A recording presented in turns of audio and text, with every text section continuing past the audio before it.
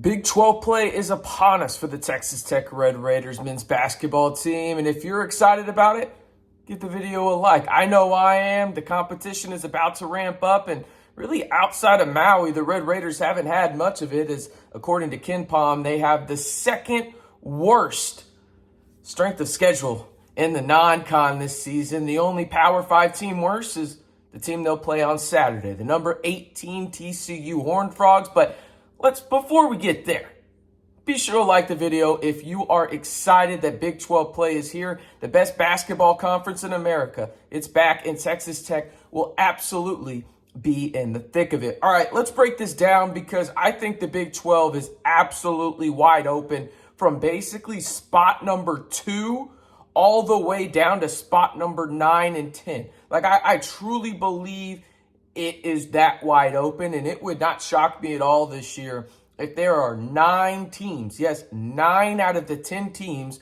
from the Big 12 Conference to make the NCAA Tournament. But in today's video, we are going to discuss strictly expectations for Texas Tech men's basketball because I think there's some people out there, and I don't blame them whatsoever, that are, let's just say, cautiously optimistic. And I think that that's probably the right approach here because, let's face it, they're not going to win the Big 12, in my opinion. I don't think that's going to happen.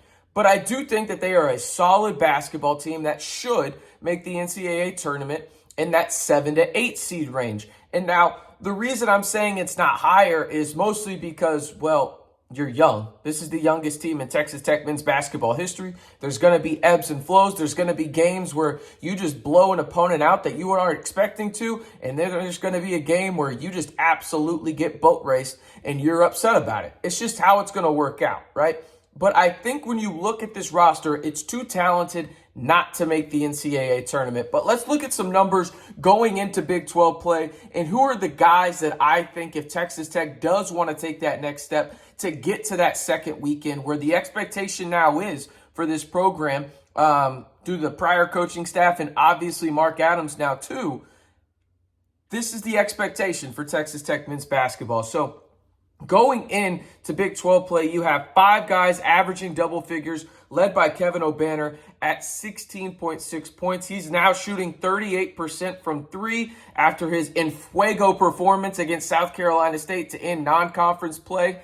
And that's where you want him to be. He's going to be that guy that is going to carry you on off nights. He's going to be that guy that does the dirty work when you need him to. And he's going to be that guy that makes clutch shots when you need him. All right. Then you got Daniel Batcho, who's really having a breakout season for the Red Raiders at 13.3 points per game. Devion, Pop, and then Jalen. Now, the guys that I really want to talk about in this video in terms of what are the expectations for them in the Big 12 and how they can elevate Texas Tech and the expectations of where they finish in the Big 12 are those 2 guys I finished with right there in terms of the double-figure averages in terms of points.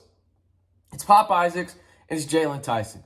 I truly think that if they come anywhere near their ceilings, Texas Tech goes up a tier.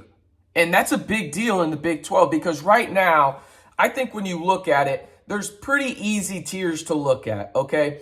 And so, in my opinion, it goes something like this, and I'm not going to name the teams in order, but just the teams in each tier. I truly think that when you look at what the Big 12 currently looks like, right?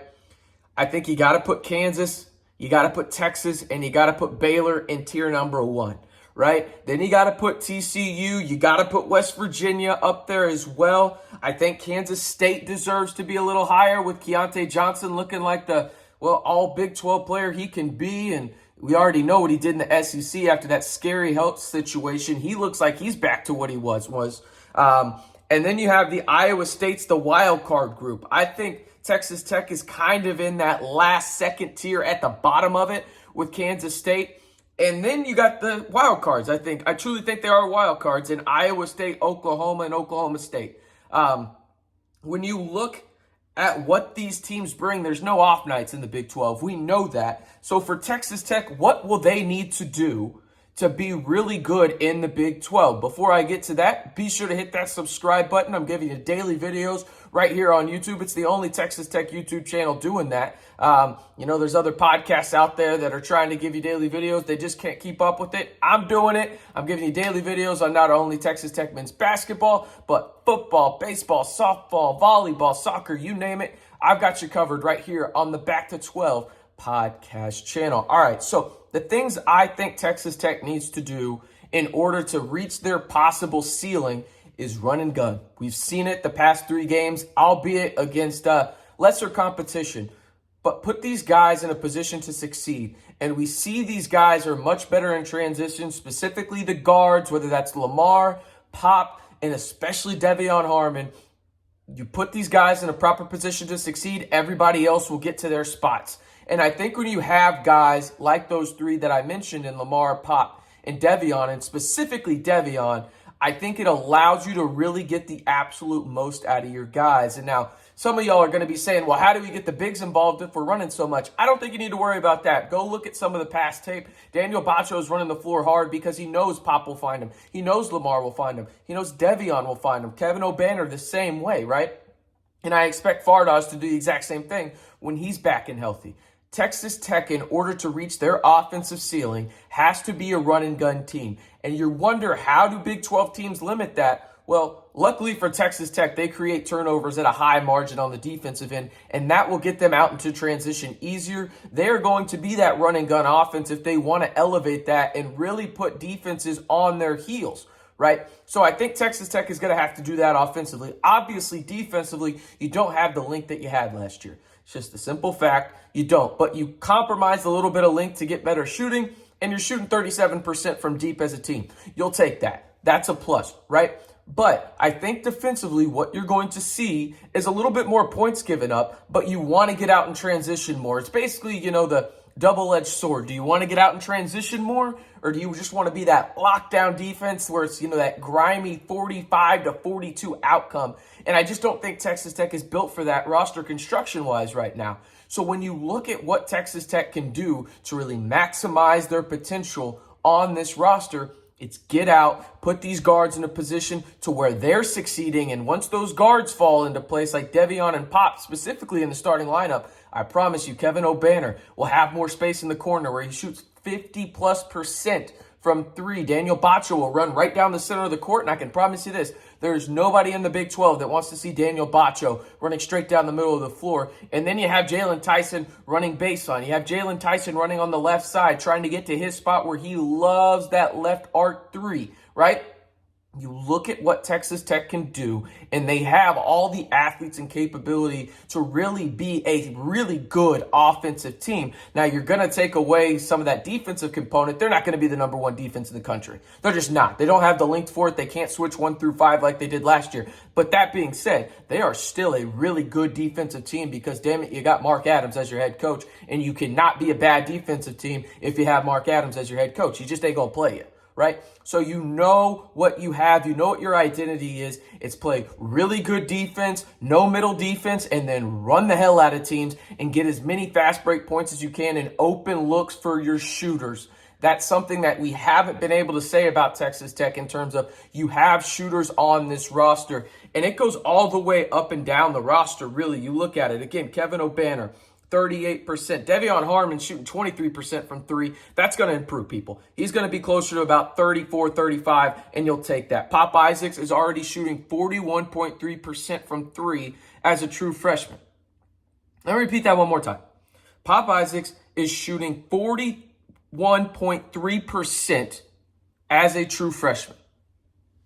That is insane. And these aren't just, catch and shoot threes. He's doing it off the dribble. He's shooting it from NBA range. He's got legit range, and he's going to open this offense up for Texas Tech. And guys like Devion Harmon, guys like Jalen Tyson, who are really good at cutting to the basket off ball or even with the ball, because defenses are going to have to respect Pop Isaacs when he's out on the perimeter. And that's just going to create so much space for guys, whether that's down in the paint or the guys on the perimeter trying to go off the dribble to the rim. So I'm really excited about that. Jalen Tyson shooting 50% from 3. I think that goes without saying. That's pretty damn good. But when you look at the expectations for this team, For me right now, going into it, I think Texas Tech probably finishes 5th or 6th in the Big 12. They're firmly in the NCAA tournament. They'll lose a game or two they're not supposed to, and they'll win a game or two they're not supposed to win, right? Overall, if you ask me, going into Big 12 play, that's where I think they finish, and I think they end up being about a 6 or a 7 seed in the NCAA tournament. That's what I think right now. Could that change going into Big 12 play? And if they just lay an egg, absolutely. It could also change the other direction and the pendulum swings to a positive note where, hey, maybe we undersold this team offensively and defensively as well, and they're just playing up to their competition every night. Who knows? But I want to hear your opinion on this because I've given mine, again, a 6 or a 7 seed in the NCAA tournament. You'll take that. I think nobody's going to want to play in with that defense and the offense that they've shown, and especially if they keep the run and gun up. But let me know where you think Texas Tech finishes in the Big 12 and what seed you think they get in the NCAA tournament. Again, if you haven't already, be sure to hit that subscribe button, giving you daily Texas Tech videos all year long right here on the Back to 12 podcast channel.